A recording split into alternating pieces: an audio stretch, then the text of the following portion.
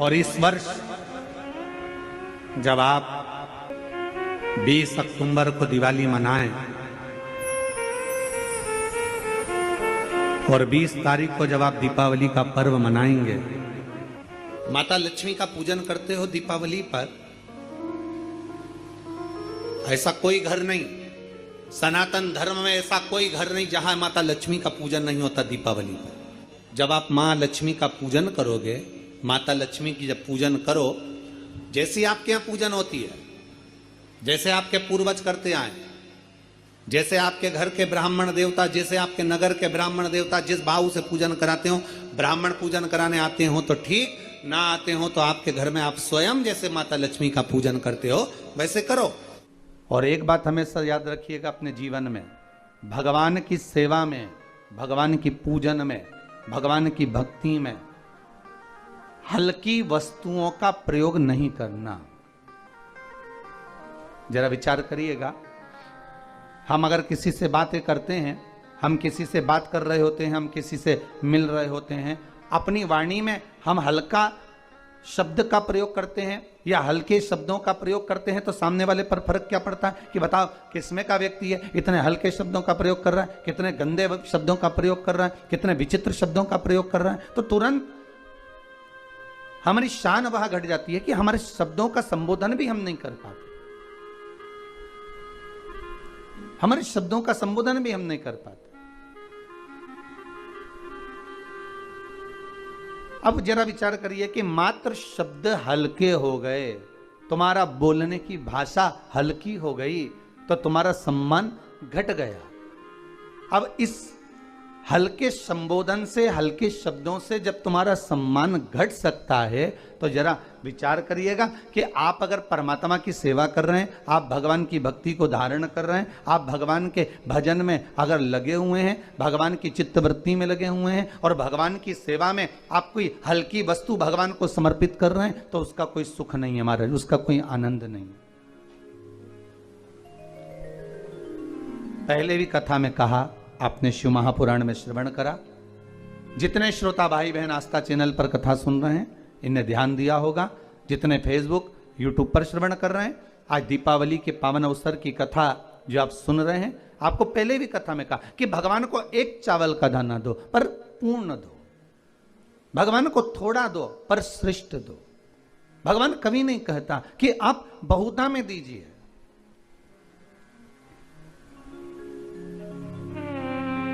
भगवान कभी नहीं कहेगा। परसों की कथा में कहा था, धनतेरस की कथा अगर आपने श्रवण करी होगी तो उसमें कहा था, कर्जा लेकर, किसी से उधार मांगकर, किसी से धन लेकर, यदि आप कोई वस्तुएं लेकर आ रहे हो, कोई सामग्री लेकर आ रहे हो और वो तुम लाकर पूजन में रख रहे हो, तो उसकी कोई महत्वता नहीं, उसकी कोई मूलता नहीं। यहां तो सीधा सीधा कहा गया है, मन चंगा तो कठोते में गंगा। यहां तो सीधा कहा गया कि अगर आपका विश्वास प्रबल है, आपकी भक्ति प्रबल है, आपका मन प्रबल है, तो भगवान वस्तुओं से नहीं रिश्ता, भगवान तो केवल निर्मल मन देखता है, भाव देखता है, शुद्धता देखता है, आपके हृदय का आनंद देखता है।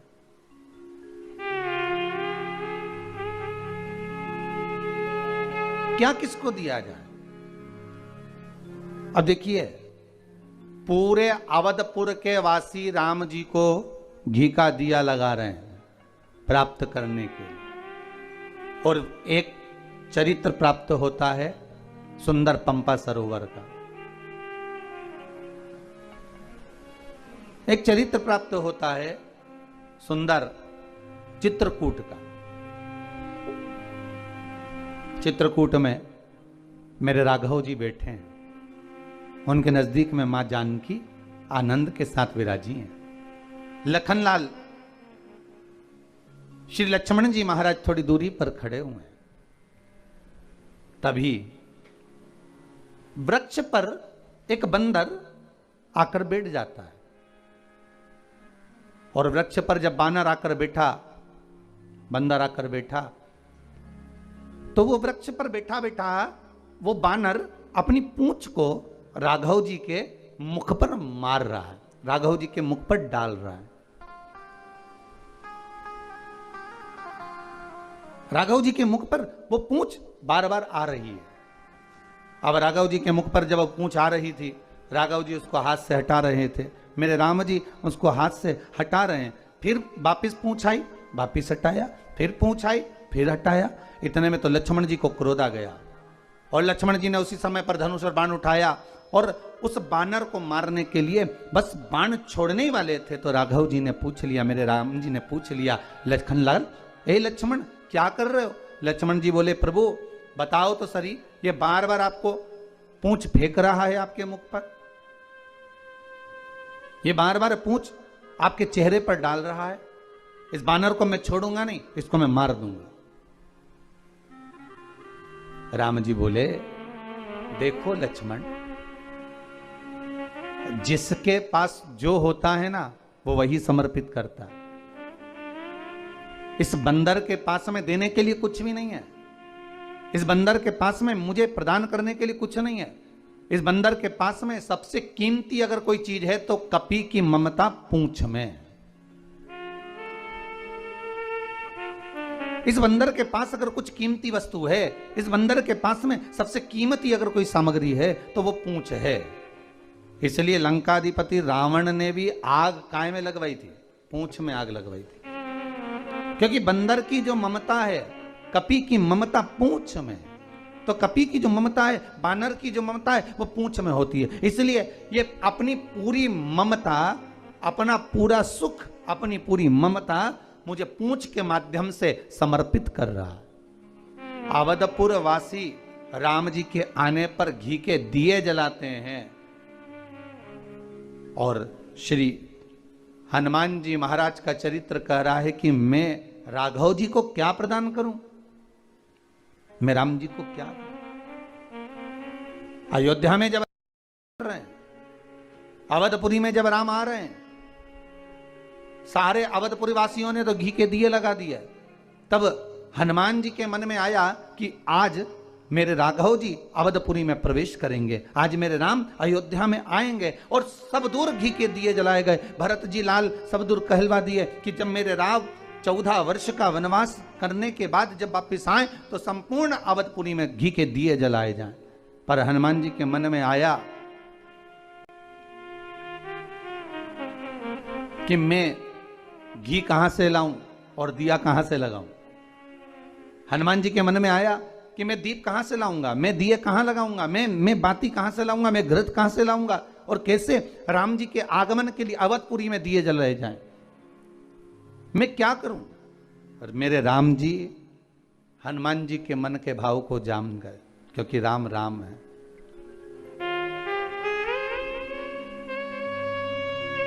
एक बात अपने जीवन में उतार कर रखिएगा, परमात्मा के सामने तुम कुछ नहीं भी कहोगे ना तो भी मेरा परमात्मा सब जानता है, सब जानता है। छोटा सा बच्चा रोता है, बिलखता है, क्या बच्चा कहता है कि मुझे भूख लगी है? छोटा सा बच्चा रोता है तो क्या बच्चा कहता है कि मेरे पेट में दर्द हो रहा है? छोटा सा बच्चा जब बिलखता है, रोता है, तो किसको मालूम किसका पेट दुख रहा है, किस सिर दुख रहा है, किसके नयन में कुछ हो गया, किसकी श्रवण शक्ति में कुछ हो गया, कि बच्चे को भूख लगी कि प्यास लगी। छोटा सा बच्चा बस रोया और माँ समझ जाती है कि इसका पेट दुख रहा है, कि इसको भूख लग रही है, कि भोजन करना चाहता है, कि क्या दूध पीना चाहता है, कि इसके नेत्रों में, कि इसकी श्रवण शक्ति में कहीं तकलीफ हो रही है। बच्चा बोलता नहीं है पर मां समझ जाती है कि मेरे बच्चे को यह तकलीफ हो रही है। उसी तरह आप परमात्मा के सामने जाकर बैठ जाओ, आप मंदिर में जाकर बैठ जाओ, आप भगवान की भक्ति में जाकर बैठ जाओ, आप लक्ष्मी जी की पूजन में जाकर बैठ जाओ, आप शंकर की आराधना में जाकर बैठ जाओ। आपको कहना नहीं पड़ेगा कि मां आप हमारे घर में आइए। केवल मां तो एक भाव आपका देखना चाहती है और माता सदा आपके घर में रहना चाहती है। लक्ष्मी स्वतः ही आपके निर्मल मन को देखकर आपके घर में प्रवेश कर जाती है। हनुमान जी ने सोचा कि ना तो मेरे पास में घी है, ना मेरे पास में बाती है कपास की, ना मेरे पास में दीपक है। अब मैं करूं तो करूं क्या? ऐसा कोई दिया मैं भी लगाऊं, ऐसा कोई दीप मैं भी प्रज्वलित करूं, ऐसा कोई दीप मैं भी प्रकट करूं कि वो दिया लगाऊं और चारों तरफ प्रकाश हो जाए। ऐसा कौन सा दिया हो सकता है? वो दीप कौन सा हो सकता है? आप भी विचार करिएगा कि हनुमान जी ने वो कौन सा दिया लगाया था जिसमें हनुमान जी के पास ना तो बाती थी, हनुमान जी के पास ना तो घी था, हनुमान जी के पास ना दिया था, और उसके बाद भी प्रकाश कर दिया था। वो कौन सा दीप हनुमान जी महाराज ने लगाया था? महाराज राम जी समझ गए कि हनुमान चाहते हैं दिया लगाने के लिए, तो हनुमान को दिया लगाने भेज ही दिया जाए। और मेरे राम जी ने हनुमान जी को आज्ञा करी, हनुमान सुनो, अब अयोध्या थोड़ी ही दूर पर बची है, कुछ दूर पर अयोध्या बची है। राम तुरंत बोले, हनुमान अब जाओ, सबसे पहला दिया आपको लगाना है अवधपुरी में मेरे आने का। सबसे पहला दीप आपको जलाना है अवधपुरी में मेरे प्रवेश का। सबसे पहला दीप आपको प्रज्वलित करना है मेरे आने का। तो हनुमान जी महाराज बोले, ना तो मेरे पास में रुई है, कपास है, ना मेरे पास में घी है, ना मेरे पास में दीपक है, फिर मैं कैसा प्रकाश कर सकता हूं? तब श्री राम जी महाराज ने कहा, हनुमान जाओ, श्री भरत लाल जी के पास में जाओ, नंदीग्राम में जाओ, और भरत लाल जी से जाकर कहना कि राम अयोध्या में आ रहे हैं। बस सबसे बड़ा अगर कोई दीप होता है, सबसे प्रबल अगर कोई दीपक होता है, तो किसी के चेहरे पर खुशी दे देना। ये दुनिया का सबसे प्रबल दीप होता है, दुनिया का सबसे प्रबल दीप, दुनिया का सबसे प्रखर दिया। बस यही है कि किसी रोते के चेहरे पर प्रसन्नता आ जाए।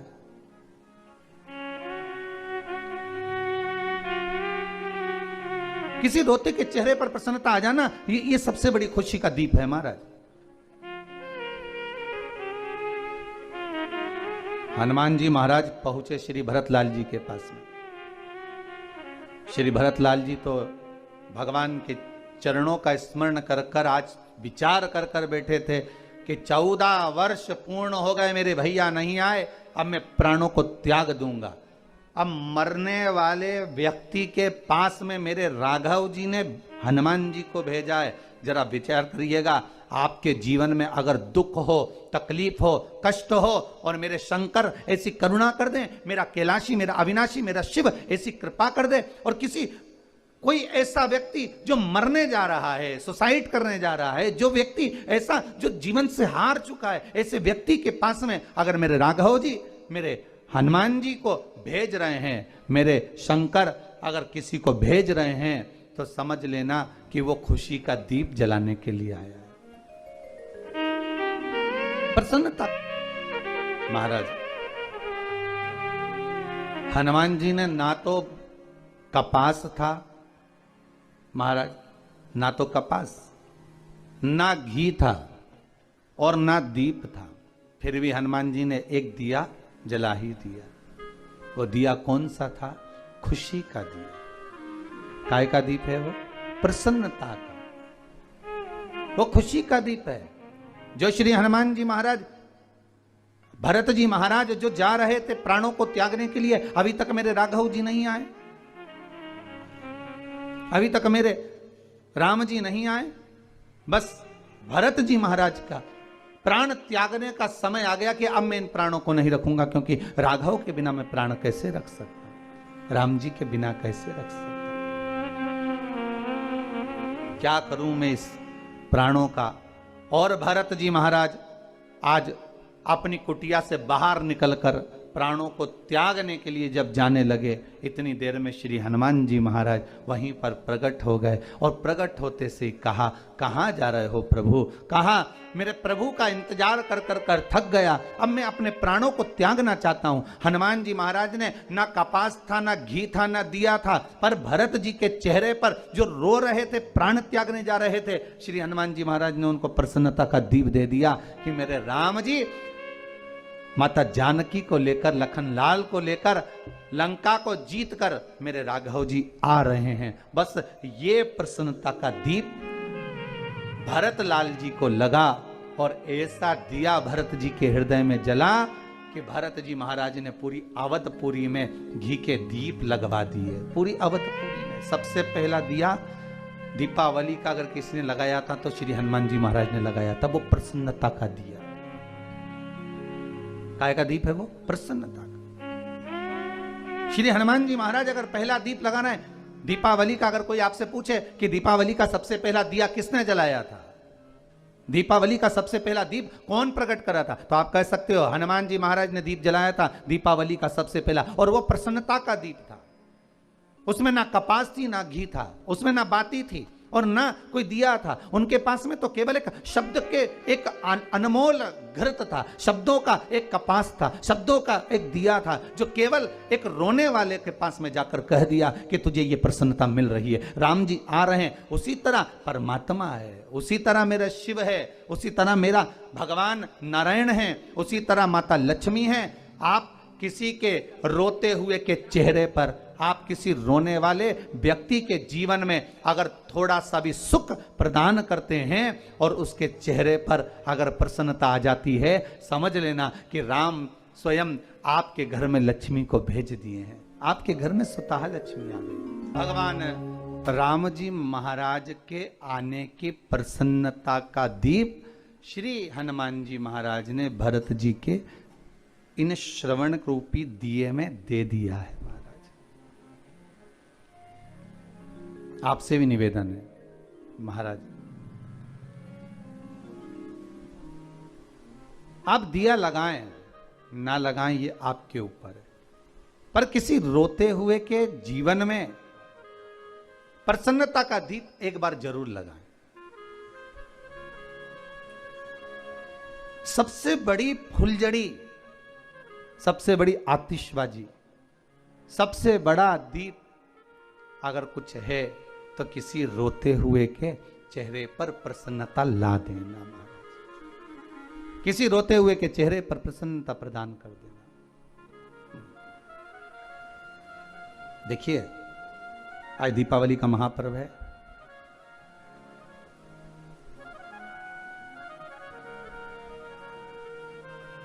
जितने भी मेहमान आपके यहाँ मिलने आने वाले हैं ना, आज से लेके कल, कल से लेके परसों, परसों से लेके नरसों तक 2-4 दिन में जितने भी मेहमान आपके यहाँ मिलने आएंगे, हैप्पी दिवाली कहने आएंगे, ध्यान देना सबके यहाँ पर खूब चकाचक माल बना होगा, गुजिया भी बना होगा, पपड़ी भी बनी होगी, खुरमे भी बने होंगे, बढ़िया सेव मिक्सचर भी बना होगा। क्यों रे दीनानाथ जी, सही है?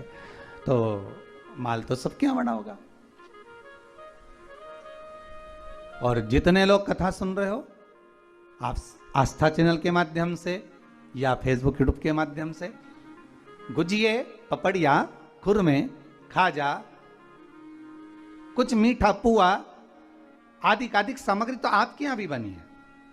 और जो आएगा आप उसके सामने पूरी थाली रख भी दोगे ना, तो वो थोड़ा सा उठाकर खाएगा और खाकर जब जाएगा तो तुम्हारी बड़ाई करने वाला नहीं है, यही कहेगा हमारे यहां जैसे गुजिया तो इसके यहां बनने ही नहीं है।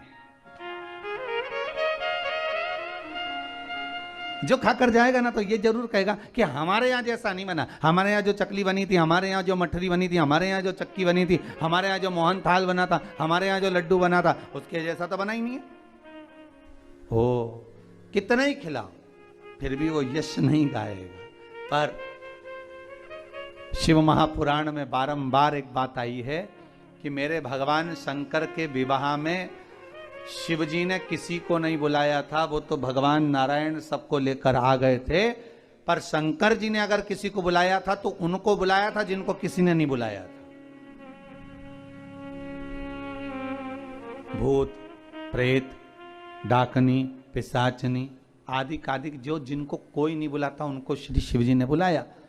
तो निवेदन है, खाए हुए व्यक्ति को अगर कुछ खिलाओगे ना तो वो यश नहीं गाएगा, पर जो भूखा है ना, जिसको जरूरत है, जिसने कभी गुजिया लिया ही नहीं हो, खाया ही नहीं हो, जिसने कभी पपड़िया ना खाई हो, जिसने कभी खुरमा ना खाया हो, जिसने कभी चकरी ना खाई हो, अगर आप उसको कुछ खिला रहे हो, उसको अगर कुछ पवा रहे हो, तो उसके चेहरे की जो प्रसन्नता होगी, उसके चेहरे का जो सुख होगा, वही फुलझड़ी है, वही आतिशबाजी है और वही सही मायने में घी का दीप है, वही दीप है। प्रसन्नता का जो दीप होता है ना, खुशी का जो दिया होता है, तो कुटिया में भी लोग आनंद कर जाते हैं। देखिएगा, जितने बड़े बड़े बंगले बने हुए हैं, जितने बड़े बड़े घर बने हुए हैं, जितने बड़े बड़े मकान बने हुए हैं, इनमें पुताई हो गई एक बार, अब 8 साल 10 साल अटल हो गया, फिर तो पानी फेर दो, पोंछ दो, चल जाएगा।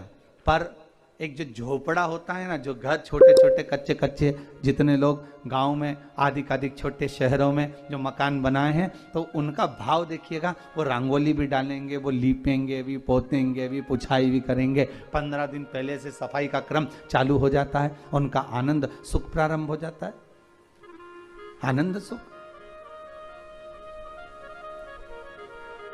वो चालू, वो प्रारंभ, भाव भगवान को बुलाने का होना चाहिए। और एक निवेदन आप सबसे है, लक्ष्मी मैया का अगर आज आप पूजन कर रहे हो भगवान शंकर की कृपा से, क्योंकि मेरे भगवान विष्णु को भी अगर लक्ष्मी किसी ने दी थी तो किसने दी है? मेरे नारायण को अगर लक्ष्मी किसी ने दी है तो मेरे भगवान शिव ने प्रदान करी। किसने दी है? भगवान शिव। नहीं तो माता लक्ष्मी की माता ख्याति देवी तो लक्ष्मी जी को भगवान शंकर को दे रही थी,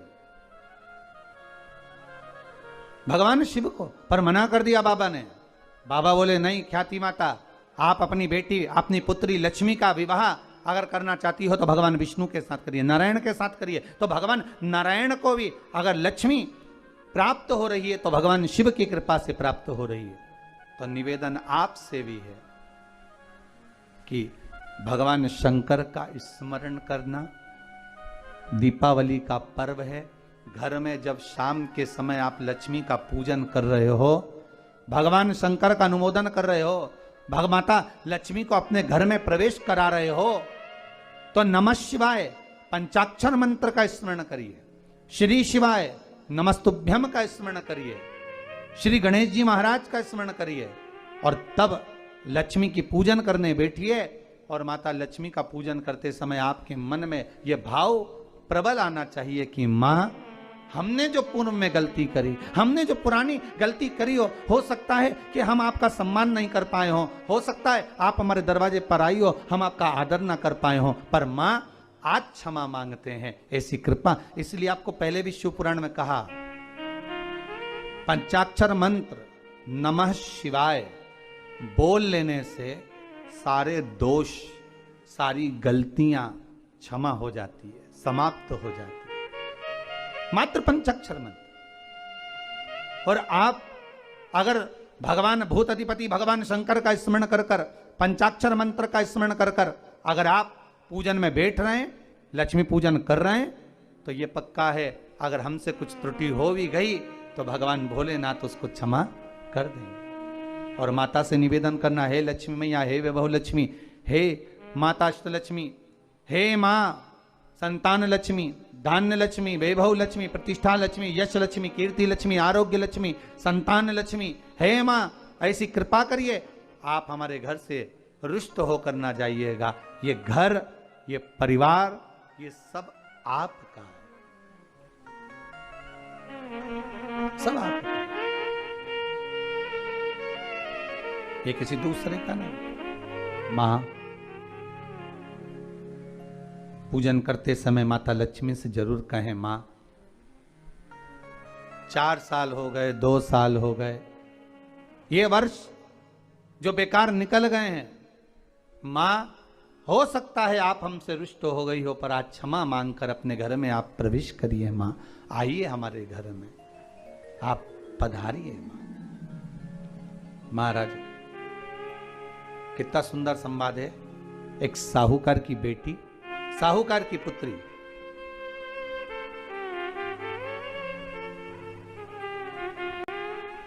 पीपल के वृक्ष के नीचे, बेलपत्री के वृक्ष के नीचे, आंवले के वृक्ष के नीचे प्रत्येक अमावस्या को दीप लगाने जाती थी। उसका नियम था।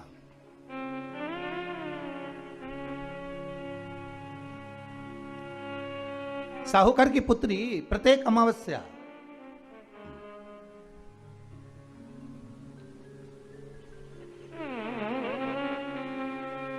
3 दीप एक बेलपत्री के नीचे, एक आंवले के नीचे, एक पीपल के नीचे लगाने जाते। महाराज आज नारायण ने कृपा कर दी, और क्या कृपा करी कि आज सरस्वती, पार्वती और लक्ष्मी तीनों इन वृक्षों के नीचे जाकर विराजमान हो गई। पार्वती मैया तो पहले से ही बेलपत्री के नीचे है,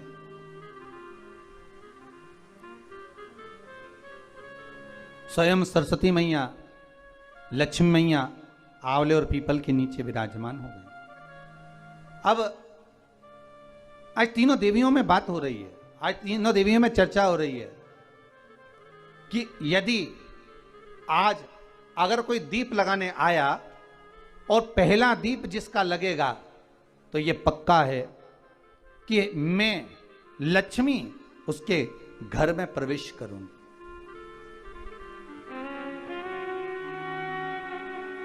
सरस्वती जी बोली, जो पहले बार दीप लगाने के लिए प्रथम में आएगा मैं उससे अपनी सहेली बना लूंगी, उसको अपनी मित्र बना लूंगी।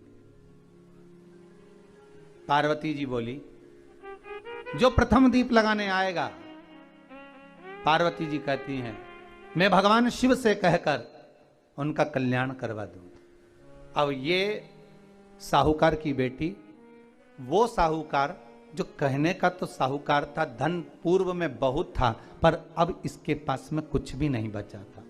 देखिए सुख दुख तो जीवन में चलता रहता है, आज सुख है कल दुख है, फिर दुख है फिर सुख है, ये जीवन में चलता रहता है। भगवान ने दिया, हो सकता है पूर्व में आपके पास में खूब धन होगा, वैभव होगा, सत्ता होगी, फैक्ट्रियां भी होंगी, दुकान भी होगा, धंधा भी होगा, पानी भी होगा, सब कुछ, सारी सत्ता आपके पास में होगी, पर समय की घड़ी किसने देखी है साहब? कौन देखा घड़ी को, कौन देखा पल को? इसीलिए कहते हैं ना, बार बार कहते हैं, तेरा पल पल बीता जाए, मुख से जप ले नमः शिवाय, ओम नमः शिवाय, ओम नमः शिवाय। बड़ी मुश्किल से मिलता है। घड़ी पल समय नक्षत्र कब बदल जाए किसको मालूम है? आज साहूकार के जीवन में था, साहूकार कहने का, पर धन नहीं था, वैभव नहीं था, सब समाप्त हो गया था, कहीं पैसा चले गया, लग गया। महाराज बेटी ने वही दीप तैयार करे। दीपावली की अमावस्या नहीं थी, पर दूसरी जो अमावस्या थी उस अमावस्या पे उसने दीप लगाया। जैसे ही दीप लगाया, 3 देवियों ने आवाज लगाई, अरे सखी सुनो तो। साहूकार की बेटी बोली, किसकी आवाज आ रही है? अरे सखी सुनो तो। सखी ने कहा, क्या बात है? आवाज आई, 3 सुंदर स्त्रियां, बड़ी सुंदर युवती बनकर, सुंदर आभूषण वस्त्र पहनकर बैठी हुई थी। एक ही जगह पर तीनों बैठी हुई हैं। इसी को त्रिवेणी कहते हैं महाराज।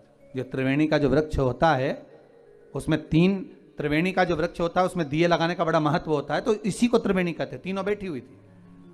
अब तीनों बैठी, आवाज लगाया, हम आपको सहेली बनाना चाहते हैं, सखी बनाना चाहते हैं, आप हमारी सहेली बनेंगी?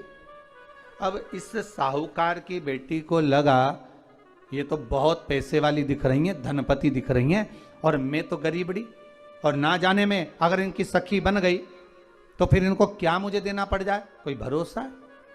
इसलिए शास्त्र कहता है कि मित्र भी बनाओ तो सोच समझ कर बनाओ। मित्र भी बनाओ तो सोच समझ कर बनाना।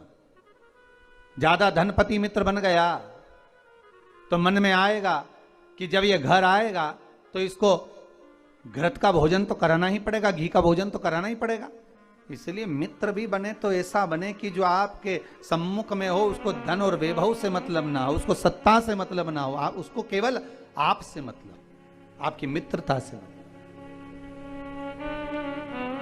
साहूकार की बेटी ने कहा, मैं आपको कल बताती हूं, मेरे पिताजी से पूछूंगी मैं आपको मित्र बनाऊं कि ना बनाऊं।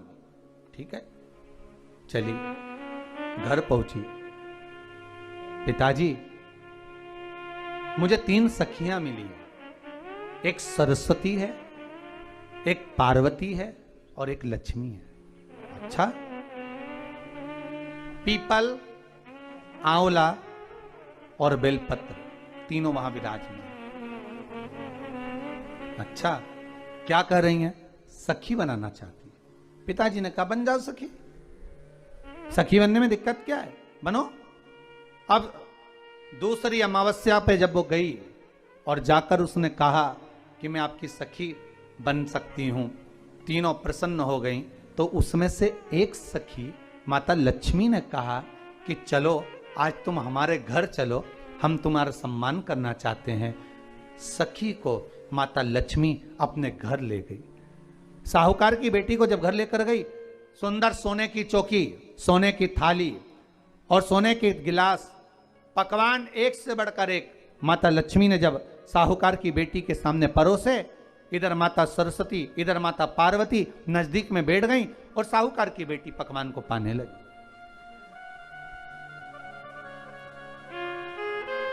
साहूकार की बेटी पकवानों को पा रही है, भोजन ग्रहण कर रही है।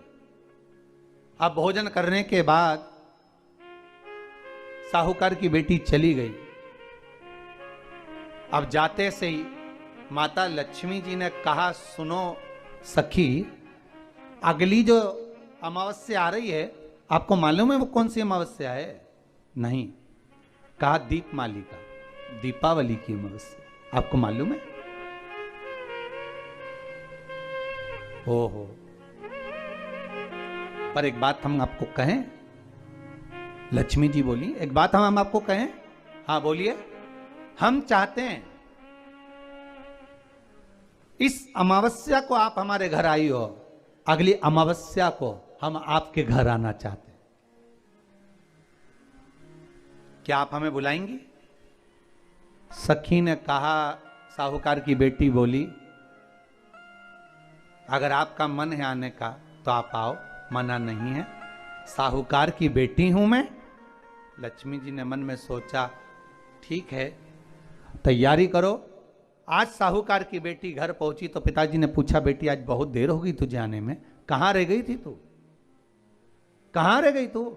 बेटी कहती है, 3 सखियों के घर गई थी, आने में देरी हो गई, पर मेरी सहेली माता लक्ष्मी जी कह रही हैं कि अमावस्या के दिन मैं तुम्हारे घर में आऊंगी। तो पिताजी ने कहा उसमें क्या दिक्कत है, तैयारी करो। तो पिताजी घर में अपने खाने के लिए तो कुछ नहीं, तो माता लक्ष्मी को क्या खिलाएंगे?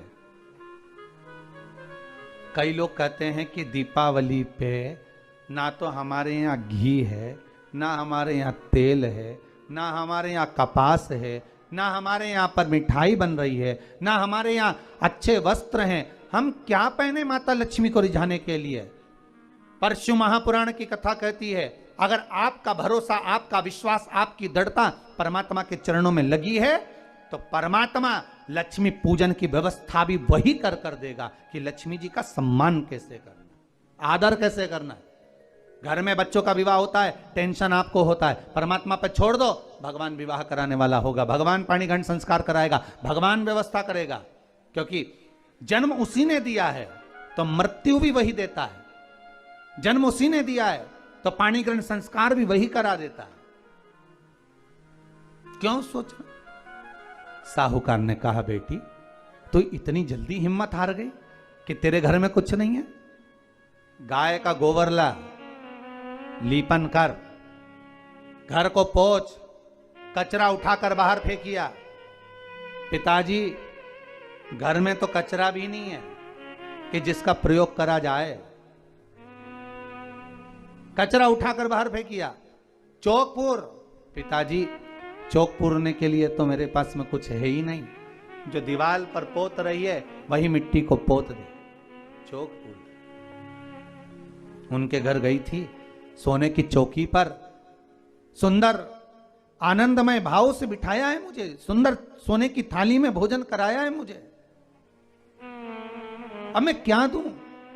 पिताजी कहते हैं, अगर लक्ष्मी आपकी सहेली अगर आ रही है, बड़ी धनपति है, तो व्यवस्था भी वही करेगी।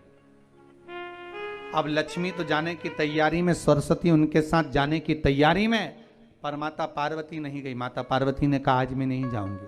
क्यों? आज मुझे अमावस्या का दिन है ना, इसलिए बेलपत्री के पेड़ के नीचे मुझे रहना पड़ेगा। तो माता पार्वती बेलपत्र के पेड़ के नीचे रुक गई। अब ये दोनों जाने के लिए तैयारी करी। लक्ष्मी और सरस्वती जाने लगी, साथ में उन्होंने गणेश जी को ले लिया, रिद्धि सिद्धि को ले लिया और साहूकार के यहाँ जा रही हैं। जैसे ही साहूकार के यहाँ जा रही थी, इतनी देर में माता पार्वती को लगा कि इसके पास में जिमाने के लिए, रखने के लिए कुछ नहीं है। माता पार्वती ने एक चील का रूप लिया और उड़ती हुई एक राजकुमारी के हार को, रतन जड़ित हार को लेकर मां पार्वती गई और साहूकार के घर में उस फेंक दिया। साहूकार के दरवाजे पर जैसे फेंका, बेटी ने झाड़ू लगाते समय देखा कि कचरा, ये हार कहां से आ गया। पिताजी को दिखाया, अल्लाह मैं जाऊं, और साहूकार लेकर गया हार को। जो सेठ को दिखाया, महाराज ये हार तो करोड़ों का है, कोई साधारण नहीं। धन मिला। धन मिला तो सबसे पहले जाकर एक सुंदर चौरंग लाया, पाटा लाया, उस पाटे पर सुंदर वस्त्र बिछाया और माता लक्ष्मी के आदर की तैयारी के लिए सुंदर सुंदर घर में पकवान बनने लगे साहब। और सुंदर सुंदर पकवान बने। जैसे ही लक्ष्मी घर में प्रवेश करी, सरस्वती प्रवेश करी, गणेश प्रवेश करे, रिद्धि सिद्धि प्रवेश करी, लक्ष्मी जी ने पहला संबोधन कहा, क्यों सखी, तू तो कह रही थी कि मेरे पास में कुछ भी नहीं, फिर इतना सारा सामग्री कहां से आ गई। सखी कहती है, मेरे पिताजी कहते थे जिसके मंदिर में दिया लगाया है, जिस वृक्ष के नीचे दिया लगा कर आई है, जहां जिस देवता को पूछ कर आई है, विपदा की घड़ी में वही देवता आकर खड़े होते हैं।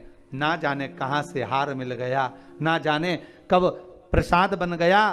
लक्ष्मी जी ने ध्यान लगाकर देखा कि पार्वती क्यों नहीं आई थी। समझ में आ गया कि एक सखी पूरी व्यवस्था करने में लग गई थी। ऐसी है मेरी माँ लक्ष्मी, ऐसी है माँ पार्वती, ऐसी है माँ सरस्वती। उनकी आराधना 3 दिन से आप पाटा लगाकर पूजन कर रहे हो। आज भी दीपावली का पूजन भी आपको ऐसे ही करना है। जितना पूजन आप हर साल करते हो, आपके घर में ब्राह्मण देवता आकर जिस तरह से पूजन कराते हो, ब्राह्मण नहीं भी आते तो आप जिस तरह से पूजन करते हो, उसी तरह से आपको पूरा की पूरा वैसा की वैसा ही क्रम लगाना है। पर जो पूजन आपने धनतेरस पे करी, रूप चौदस पर करी, वही थाली आज फिर पहुंचकर पाटे पर लाल वस्त्र बिछाकर, चौरंग पर लाल वस्त्र बिछाकर उस थाली को रखना है। उसी थाली जैसे आपके यहां के ब्राह्मण पूजन बताते हो वैसी पूजन करो। और अगर ब्राह्मण आपके यहां नहीं आते पूजन कराने, आप स्वयं करते हो, तो जैसा करते आए हो, आपके पूर्वज जैसा बताते हो, आपकी सास जैसी बताती हो, आपके ससुर जैसा बताते हो, आपके जेठ जेठानी जैसा बताते हो, आपके घर के बड़े बुजुर्ग जैसा बताते हैं, वैसी पूजन करो।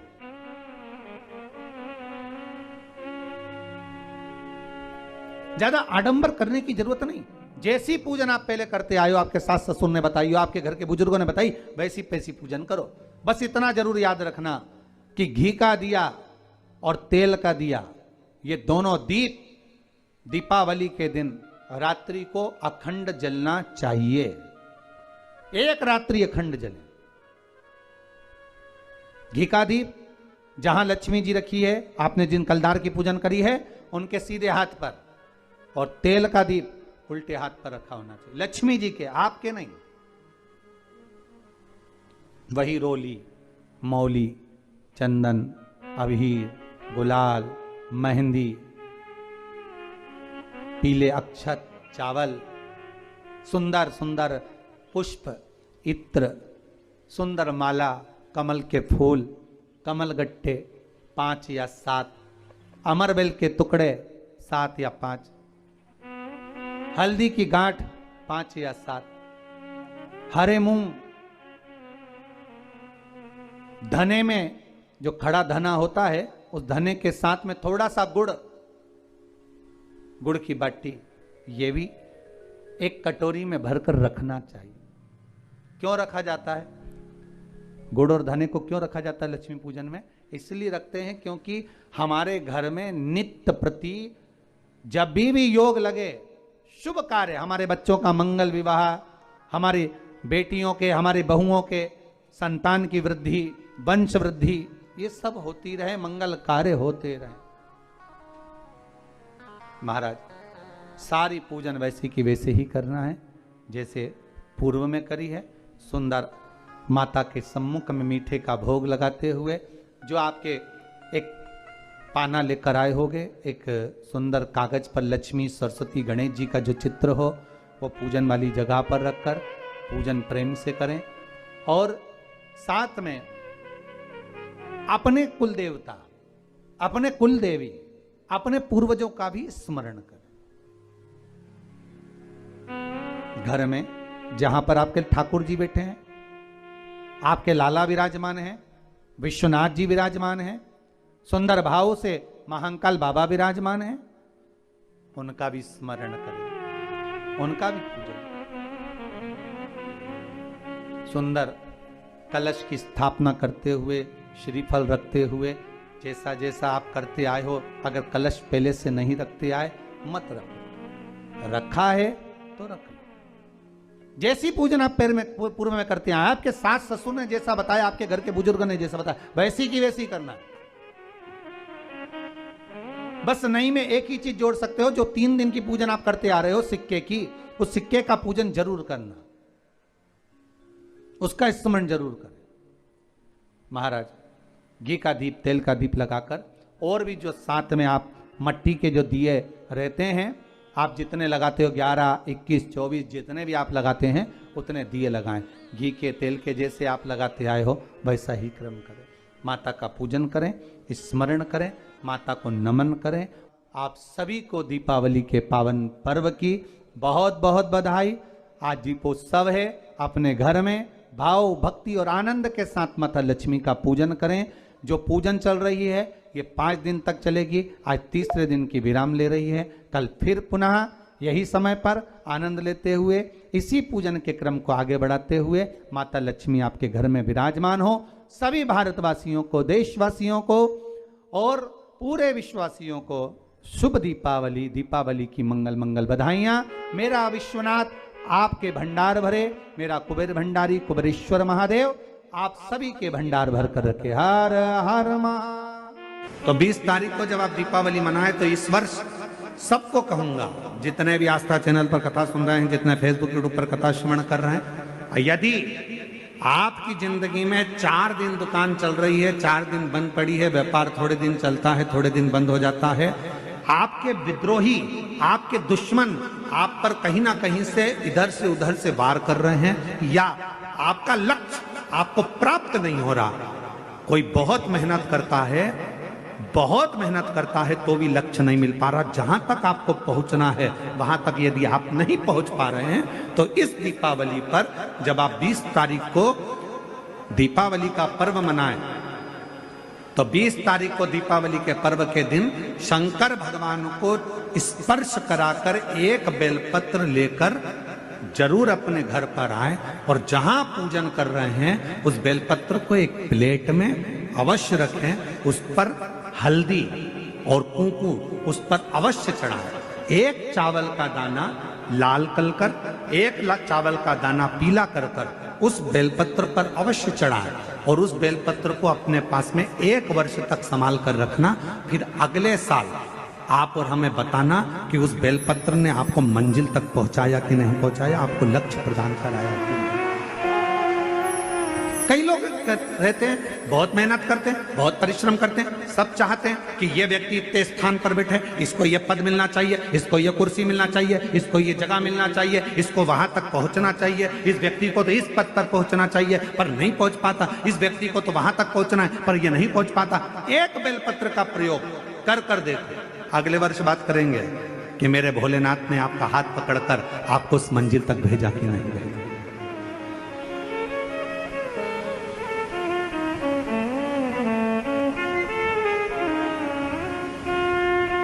कई व्यापारी कई किसान कह देते हैं, अरे गुरुजी हमारी फसल पिट गई, अब की बार हमारी जो पिक थी वो पूरी की पूरी पिट गई, हमारा पानी ने बेकार कर दिया, हमारा इसने बेकार कर दिया, हमारा उसने बेकार कर दिया। बेचारा किसान कर्जे में होता चले जाता है, तकलीफ में होता चले जाता है। हम उनसे भी कहेंगे एक बार प्रयोग कर देखिए, एक बेलपत्री का दीपावली की रात्रि को, और अब की बार दीपावली का पर्व 20 अक्टूबर को जो मनाया जा रहा है, 20 अक्टूबर दीपावली पर्व के दिन एक बार प्रयोग कर देखिए कि वो बेलपत्र शिव जी को लगाया हुआ। क्यों?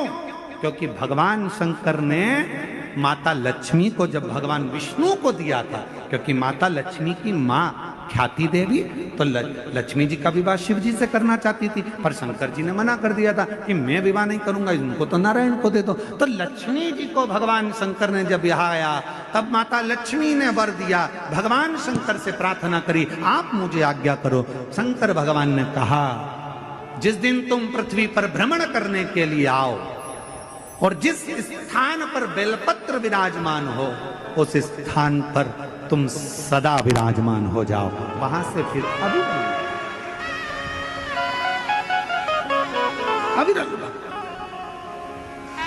दीपावली के दिन कर्जे से मुक्ति पाने के लिए, व्यापार की वृद्धि के लिए केवल एक काम करिए, केवल एक काम। महाराज दीपावली की रात्रि को ठीक 11:30 से 12:30 के बीच में, मध्य बिंदु में रात्रि को, पीपल अगर पास में हो तो पीपल, आंवला पास में हो तो आंवला, बेलपत्र पास में हो तो बेलपत्र, इन 3 वृक्ष जो आपके पास में हो, जो नजदीक में हो, लगाना एक ही के नीचे है। ये नहीं कि तुम तीनों के पास पहुंच जाओ भाई, लगाना एक ही वृक्ष के नीचे। 3 दीप अलग अलग, एक लक्ष्मी के लिए, गणेश जी के लिए, सरस्वती के लिए। 3 दीप घी के, एक फूल बत्ती का, 2 लंबी बत्ती का, फूल बत्ती मतलब गोल बत्ती का, और 2 दिए लंबी बत्ती के, घी के भरे हुए दिए, खाली नहीं, पूरा भरा हुआ दिया। उसमें एक एक कमलगट्टा, कमलगट्टा जो हवन में चढ़ता है, किराने की दुकान पे मिलता है काले कलर का कमलगट्टा, महाराज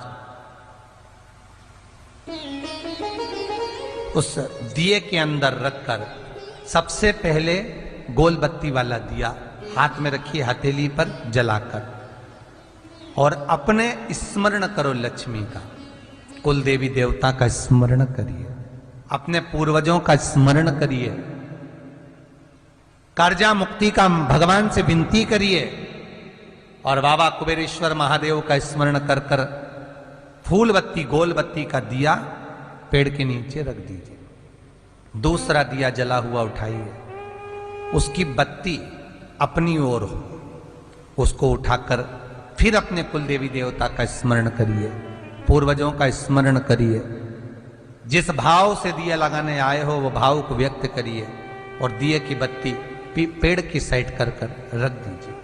तीसरा दिया उठाइए, अपने मन की कामना कर कर, जिसका कर्जा चुकाना है, व्यापार वृद्धि के लिए, संपदा के लिए विनय करिए, और उस दिए को जब उठाओ तो उसका मुख उधर का होना चाहिए, बोलते समय, स्मरण करते समय। जब नीचे रखोगे तब दिए का मुख अपनी ओर होना चाहिए। झोली पसार कर वृक्ष के नीचे प्रणाम करिए, नमन करिए, और झोली को वापस अपनी ओर गिरा लीजिए, घर चले जाइए, पलट कर मत देखिए, सीधे घर प्रवेश करो, और घर में जाकर अपने लक्ष्मी की जो पूजन करी है वहां प्रणाम कर लो साहब। 1 रुपया पूजन वाली जगह पर जहां लक्ष्मी की पूजन करी थी वहां 1 रुपया कोई रखा हो, कोई चांदी का सिक्का रखा हो, उसको उसी समय अलमारी में या तिजोरी में पटक दीजिए। जिंदगी में कभी संपदा की कमी नहीं आ सकती। कितना भी कर्जा होगा, माता लक्ष्मी, गणेश और सरस्वती, भगवान कुबेरेश्वर महादेव साल भर के अंदर ऐसा व्यापार खींचेंगे कि तेरा कर्जा चुक जाएगा। दूसरी बार तुझे पर कर्जा होगा ही नहीं।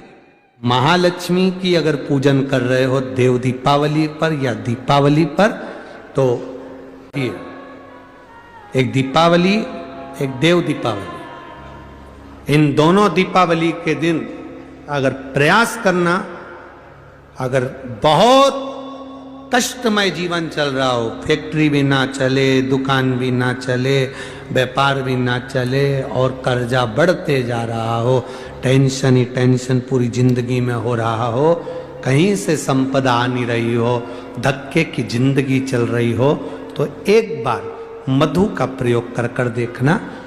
महालक्ष्मी की अगर पूजन कर रहे हो देव दीपावली पर या दीपावली पर, तो पान के पत्ते पर एक शहद की बिंदी रखकर लक्ष्मी जी को भोग लगाइए और शंकर जी के मंदिर में उसी दीपावली को या देव दीपावली पर शंकर भगवान के शिवलिंग पर एक पत्ते पर या पुष्प पर एक बूंद शहद लगाकर शिव जी को समर्पित कर कर देखिए। अगला वर्ष तक इंतजार करना, बाबा आपकी जिंदगी में चार चांद ना लगा दो उस मधु के बल पर, तो आनंद के लिए।